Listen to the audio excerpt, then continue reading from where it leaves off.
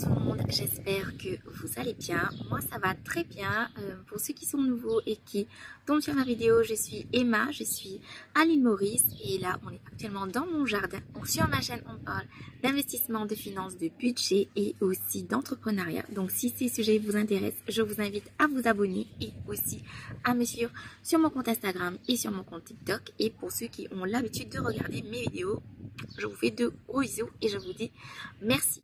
On se retrouve pour une nouvelle vidéo et on va parler surtout de décisions par rapport aux finances, par rapport à la carrière et à plein de choses qui sont reliées, vous allez voir. Vraiment, je ne peux pas dire que je n'ai pas fait les bonnes choses dans ma vingtaine parce que quand même, comme vous avez pu le voir dans mes précédentes vidéos, je vous ai raconté mon parcours, comment j'ai investi dans l'immobilier assez jeune. J'ai fait des études pendant toute ma vingtaine, donc j'ai fait plus de 7 ans d'études universitaires. Franchement, je ne pense pas que j'ai fait les mauvais choix, bien au contraire, parce que sinon aujourd'hui je ne serais pas là en train de vous filmer des vidéos pour vous montrer mon parcours, d'avoir lancé mon business, etc., etc.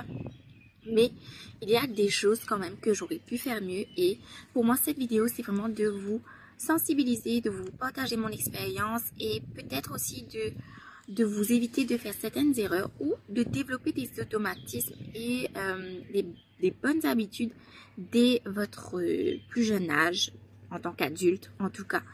Et j'espère que cette vidéo va aider un maximum de personnes. Donc sans plus tarder, on va rentrer dans le vif du sujet. La première chose que je regrette, mais vraiment c'est un vrai regret que je n'ai pas fait dans ma vingtaine, c'est d'avoir développé plusieurs sources de revenus. C'est vraiment après le Covid, quand ça nous a tous impactés, que j'ai eu un déclic et que je me suis dit qu'il fallait impérativement développer plusieurs sources de revenus parce que rien n'est moins sûr dans la vie.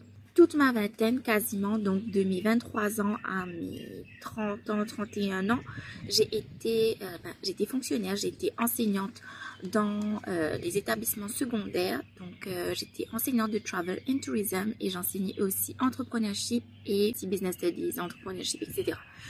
Donc, j'avais le temps. Donc, je commençais à travailler à 8h15, 8h10 et j'ai terminé de travailler à 14h30. Donc, pour la majorité du temps. Certes, j'avais les lesson plans à faire, donc ça me prenait du temps, surtout pendant le week-end, mais j'avais vraiment le temps de développer une activité à côté. Surtout que je faisais des études, je faisais un MBA, une maîtrise en gestion d'entreprise avec une spécialisation en marketing. Donc franchement, j'avais des compétences, j'avais des connaissances, j'avais travaillé dans le secteur privé avant, j'avais l'esprit entrepreneurial, mais j'ai jamais fait quoi que ce soit avec. C'était vraiment tout ce que je faisais, c'était gratuit. Donc je donnais des cours de Zumba, je donnais des cours de danse, j'étais chorégraphe. Donc tout ça c'était gratuit. Donc j'aurais pu, et tout le monde me disait mais pourquoi est-ce que tu n'offres pas des cours de danse et que tu fais payer, pourquoi est-ce que tu fais pas des cours de Zumba, pourquoi est-ce que tu te certifies pas, etc., etc. Mais c'est vraiment pas mon objectif. Donc moi je voulais étudier parce que je m'étais mis dans la tête, j'avais pris ce job pour pouvoir étudier, pour faire la maîtrise et je me suis embarquée dans d'autres études également, notamment un postgraduate en éducation. Donc ça m'a pris encore 4 ans et demi d'études encore. Donc pendant les presque 8 ans où j'étais enseignante, la moitié du temps j'ai fait des études universitaires. Donc j'avais pas la tête à développer des sources de revenus, mais le reste du temps j'aurais très bien pu développer une autre source de revenus. Pas des leçons, franchement. J'ai testé la première année, j'ai détesté donner des leçons et je voyais pas l'intérêt de donner des leçons particulières si je faisais le taf en classe. Donc ça c'est une question de principe. Donc pour moi les leçons particulières ça ne fonctionne pas. Moi-même je n'aimais pas prendre des leçons particulières quand j'étais adolescente, j'en ai pas pris quasiment. Donc c'était pas un truc que je voulais faire. Mais j'aurais très bien pu lancer un petit business à côté. J'aurais très bien pu économiser mon argent et je sais pas, m'a fait une boutique de vêtements. J'étais vraiment une fashionista quand j'étais à l'école. Donc j'ai toujours le goût pour les vêtements, pour tout ce qui est textile, etc. J'aurais pu lancer un petit business, revendre des vêtements, économiser des sous, faire un truc dans la mode, etc. Mais je n'en ai rien fait. Donc mes après-midi, je rentrais chez moi vers 3h30, 4h. quand j'avais une voiture, parce qu'avant je rentrais plus tard quand je prenais le bus, mais j'avais le temps de faire une activité au moins 1 heure par jour, si ce n'est le week-end ou quoi. C'est vraiment tardivement que j'ai commencé à participer dans les spectacles où j'ai été rémunérée, mais vraiment rémunérée, franchement 2000 euros, 3000 euros, c'était vraiment pas un truc de fou, mais c'était quand même de l'argent en plus. Donc, si un conseil que je peux vous donner dans la vingtaine, surtout quand on a 20 ans, on a vraiment le peps, quoi, on a l'énergie, on est motivé, donc vraiment pour moi développer une activité à côté, que ce soit quand on est à l'université, faire des petits jobs, ramasser son argent ou lancer un petit business à côté, pour moi c'est vraiment quelque chose que j'aurais très bien pu faire et qui est assez facile à mettre en place. On n'a pas de responsabilité à cet âge-là, en tout cas pas de grande responsabilité pour la majorité.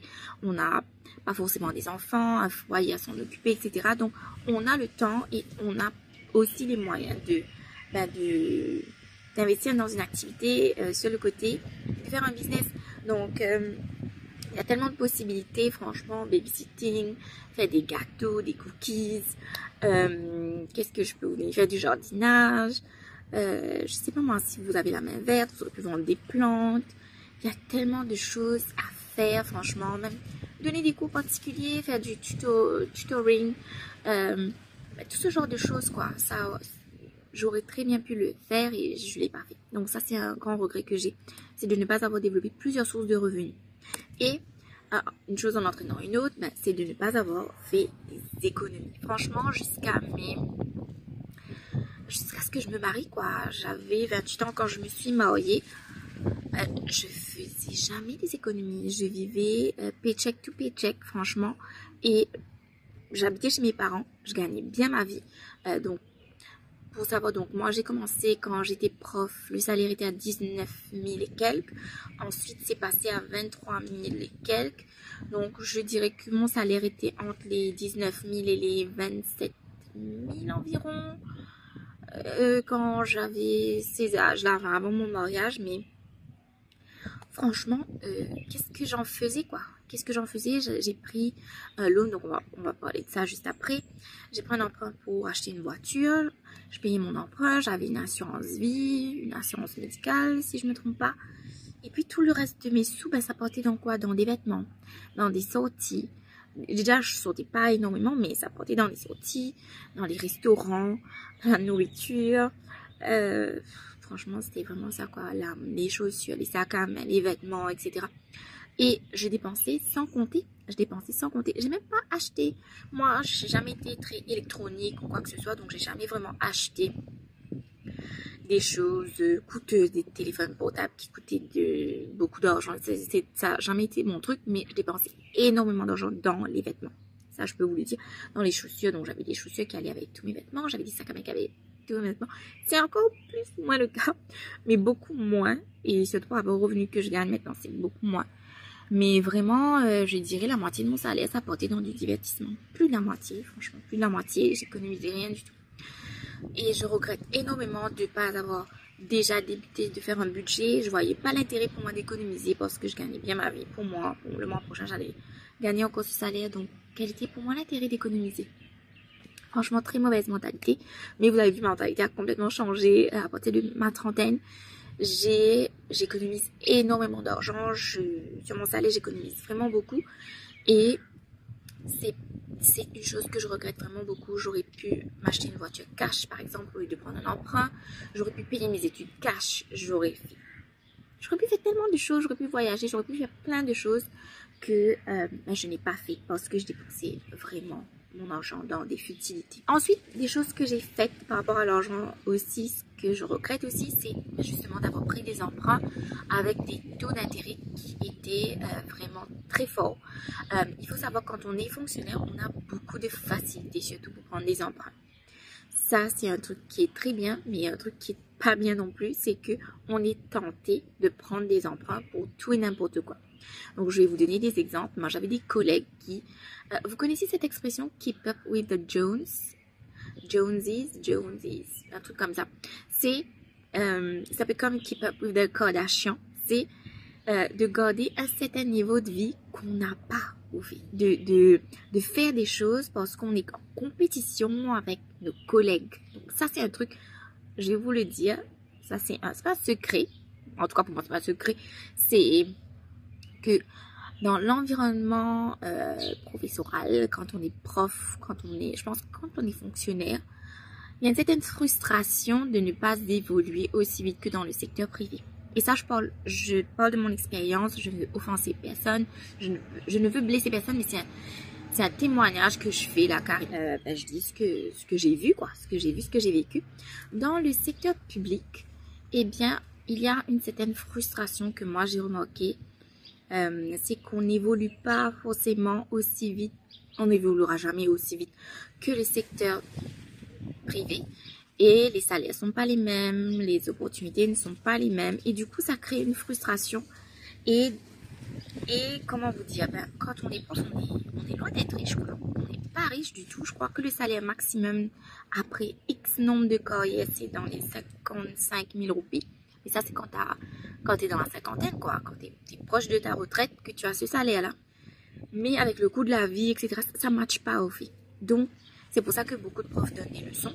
Mais ceux qui ne donnent pas des leçons, qui n'arrivent pas à générer des revenus à côté, ils sont frustrés d'une certaine manière. Et il y a ce côté qui peut de Jonesy. C'est-à-dire qu'il y a des profs qui ont les moyens, qui donnent des leçons à outrance, qui se font plein d'argent, qui voyagent, qui s'achètent des bagnoles de luxe, des BM, des Mercedes, etc., des gros SUV.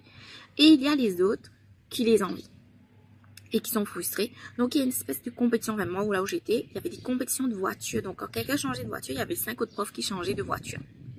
Donc, ça, par contre, je n'ai pas vu ça dans le secteur privé, quoi. Parce qu'on n'avait pas le temps franchement, on n'a pas le temps d'aller regarder qu'est-ce que XY fait, c'est quoi sa nouvelle voiture, etc. En tout cas, moi, j'ai jamais été comme ça et mes collègues non plus, je les voyais pas comme ça. Mais par contre, dans le secteur public, c'était comme ça.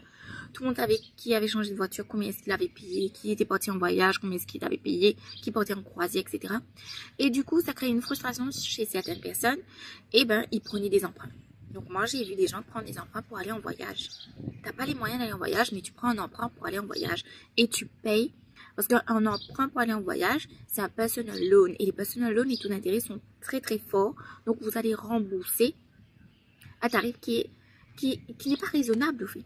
Donc moi, je regrette. Moi, je n'étais pas du tout dans ce cas-là. Merci mon Dieu, mes parents m'ont élevé d'une certaine façon où je n'ai jamais été envieuse de ce que les gens avaient. Donc ça m'a protégée de plein de choses. Mais par contre, c'était tellement facile de prendre des emprunts. J'ai pris un emprunt pour ma voiture, par exemple.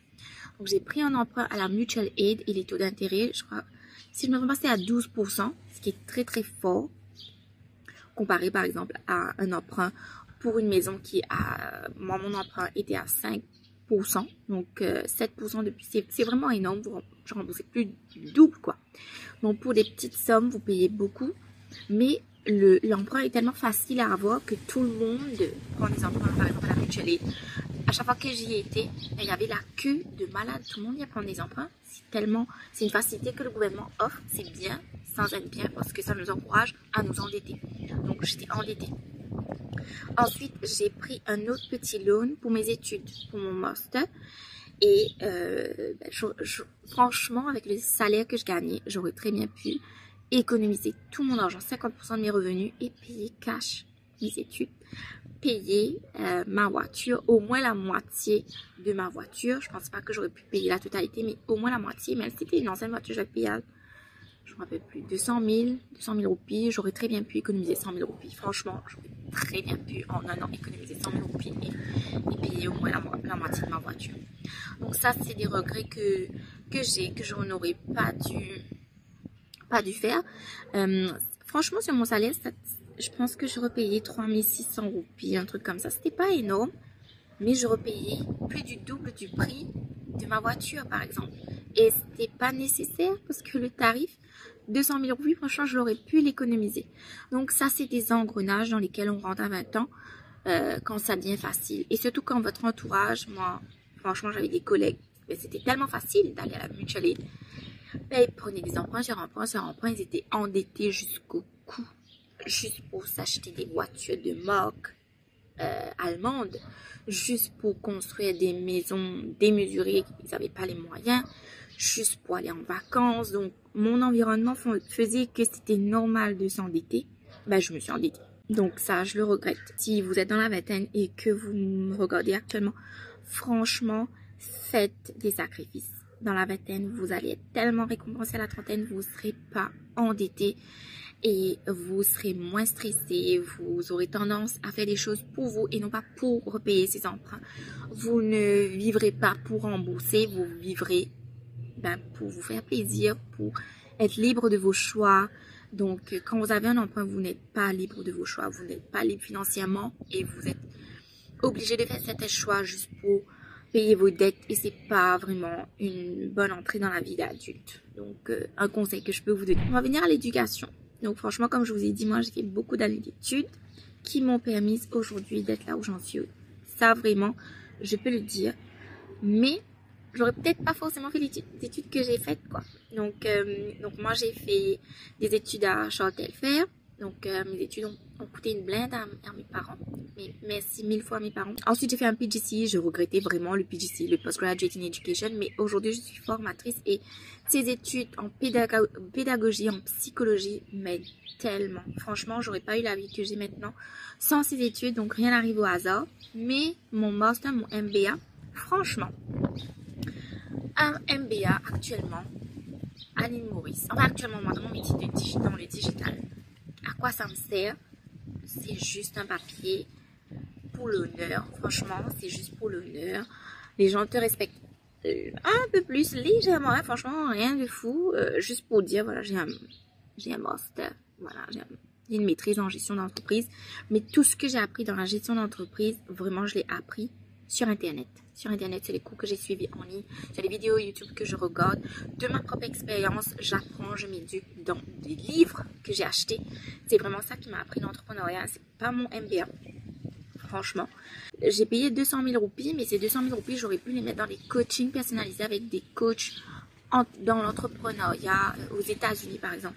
J'aurais pu suivre des cours spécialisés dans le copywriting, à 40 000 roupies, 50 000 roupies. J'aurais pu développer une entreprise lucrative avec ces 200 000 euros. J'aurais pu faire tellement plein de choses. Donc, si vous voulez faire un master, je ne suis pas sûre que ça vous emmène quelque part. Franchement, si vous n'avez pas la personnalité, si vous ne continuez pas à vous éduquer, si vous ne continuez pas à creuser, si vous n'avez pas des mentors, etc., franchement, à quoi ça sert? Je ne sais pas. Honnêtement, je ne sais pas, c'est vraiment pour dire. J'ai fait une maîtrise à l'université, franchement. Donc voilà. Donc ça, c'est pas forcément un regret. Parce que encore une fois, ça m'a apporté quelque chose. Mais si j'avais cette exposition que j'ai maintenant, je l'aurais utilisée différemment. Là, vous entendez mon chien qui me regarde au loin, qui veut jouer. Parce que je suis dans le jardin et qu'il est là-bas. Donc, voilà ce que j'avais fait aussi, que je n'ai pas fait dans ma vingtaine, et ça je pense que c'est une question d'exposition que je n'avais pas, c'était de lire des bouquins, de lire des magazines et surtout sur l'entrepreneuriat, le business, le mindset, le développement personnel. Franchement, moi j'avais des amis, des collègues qui lisaient mais c'était des romans, des trucs fictifs, etc. Franchement, ça m'a jamais plu, mais je regrette sincèrement de ne pas m'être éduquée plus que ça sur des sujets importants, qui sont importants dans la vie, comme les finances. Franchement, les finances, l'économie, le budget, la discipline, les bonnes habitudes, tout ce qui est mindset, développement personnel, méditation, toutes ces choses qui sont cruciales pour moi maintenant, je ne l'ai pas fait pendant une décennie. Et maintenant, c'est que ce contenu-là que je consomme, mais à outrance, et ça m'aide à développer mon business, mes sources de revenus, ma mentalité, mon stress. C'est vraiment des choses, ça c'est vraiment des choses que je vous conseille de faire dès votre plus jeune âge, de vous éduquer, surtout sur l'aspect financier. Ça va vous aider tellement à vivre une vie plus saine, plus sereine, plus détendue. Vous serez moins stressé, vous allez faire des choix. Vous n'allez pas faire des choix par dépit, vous n'allez pas faire des choix par obligation.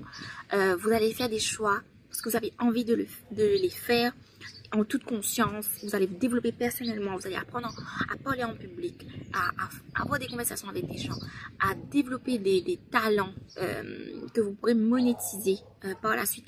Vraiment, ça, ce sont des choses que vraiment je regrette.